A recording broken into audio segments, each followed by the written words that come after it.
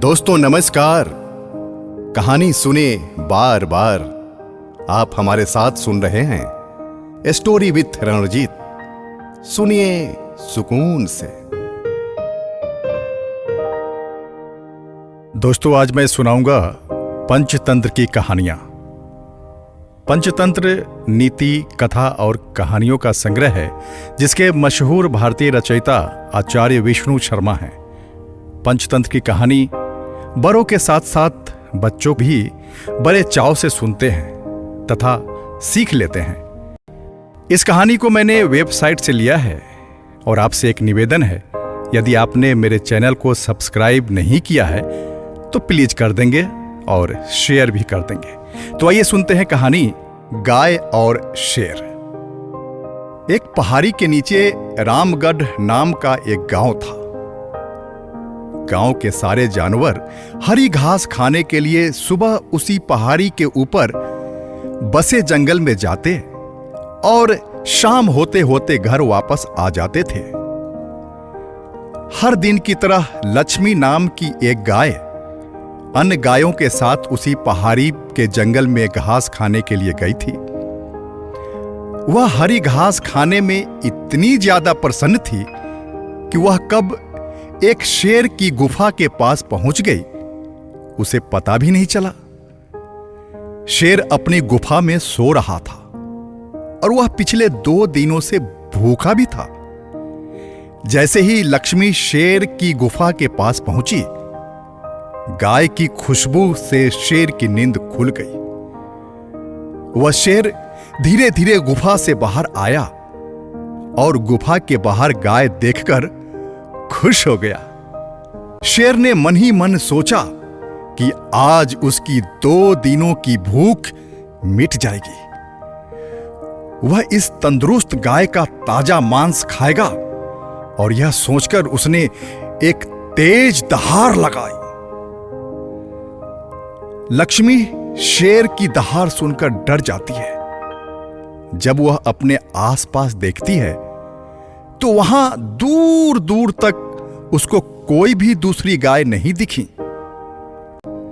जब वह हिम्मत करके पीछे मुड़ी तो उसे सामने शेर खड़ा हुआ दिखाई दिया। उस शेर ने लक्ष्मी को देखकर फिर से दहाड़ लगाई और लक्ष्मी से कहा, मुझे 2 दिनों से कोई शिकार नहीं मिल रहा था। मैं भूखा था। शायद इसलिए भगवान ने मेरा पेट भरने के लिए तुझे मेरे पास भेजा है। आज मैं तुझे खाकर अपनी भूख मिटा लूंगा। शेर की बात सुनकर गाय लक्ष्मी डर जाती है। वह रोते हुए शेर से कहती है, मुझे जाने दो, मुझे मत खाओ।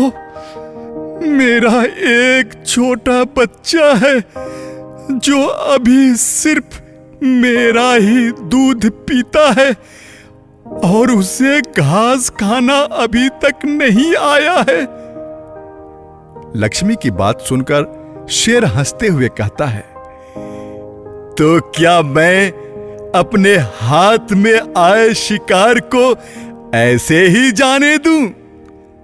मैं तो आज तुझे खाकर अपनी 2 दिनों की भूख मिटाऊंगा।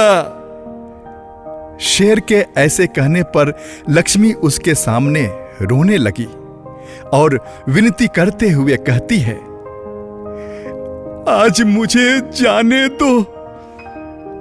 मैं आज अपने बछड़े को आखिरी बार दूध पिला दूंगी और उसे बहुत सारा प्यार करके कल सुबह होते ही तुम्हारे पास आ जाऊंगी। फिर तुम मुझे खा लेना और अपना भूखा पेट भर लेना। शेर लक्ष्मी की यह बात मान जाता है और धमकी देते हुए कहता है, ठीक है, अगर कल तू नहीं आई तो मैं तेरे गांव आऊंगा, फिर तुझे और तेरे बेटे दोनों को खा जाऊंगा। लक्ष्मी शेर की बात सुनकर खुश हो जाती है और शेर को अपना वचन देकर गांव वापस आ जाती है। और शेर को अपना वचन देकर गांव वापस चली जाती है। वहां से वह सीधे अपने बछड़े के पास जाती है, उसे दूध पिलाती है और बहुत सारा प्यार करती है। फिर बछड़े को शेर के साथ हुई सारी घटना बताती है और कहती है कि उसे अब अपना ख्याल खुद ही रखना होगा। वह कल सुबह होते ही अपना वचन पूरा करने के लिए शेर के पास चली जाएगी। अपनी मां की बातें सुनकर बछड़ा रोने लगता है। दूसरे दिन सुबह होते ही लक्ष्मी जंगल की तरफ निकल जाती है और शेर की गुफा के सामने पहुंचकर शेर से कहती है, अपने वचन के अनुसार मैं तुम्हारे पास आ गई हूं, अब तुम मुझे खा सकते हो। गाय की आवाज सुनकर शेर अपनी गुफा से बाहर निकलकर आता है और भगवान के अवतार में प्रकट होते हैं। वह लक्ष्मी से कहते हैं, मैं तो बस तुम्हारी परीक्षा ले रहा था। तुम अपने वचन की पक्की हो, मैं इससे बहुत प्रसन्न हुआ। तुम अब अपने घर और बछड़े के पास वापस जा सकती हो।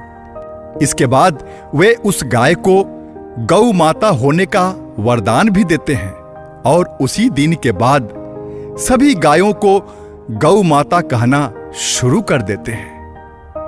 दोस्तों, इस कहानी से हमें सीख मिलती है, हमें जान की बाजी लगाते हुए भी दिए हुए वचन को पूरा करना चाहिए। यही हमारे दृढ़ व्यक्तित्व को दर्शाता है।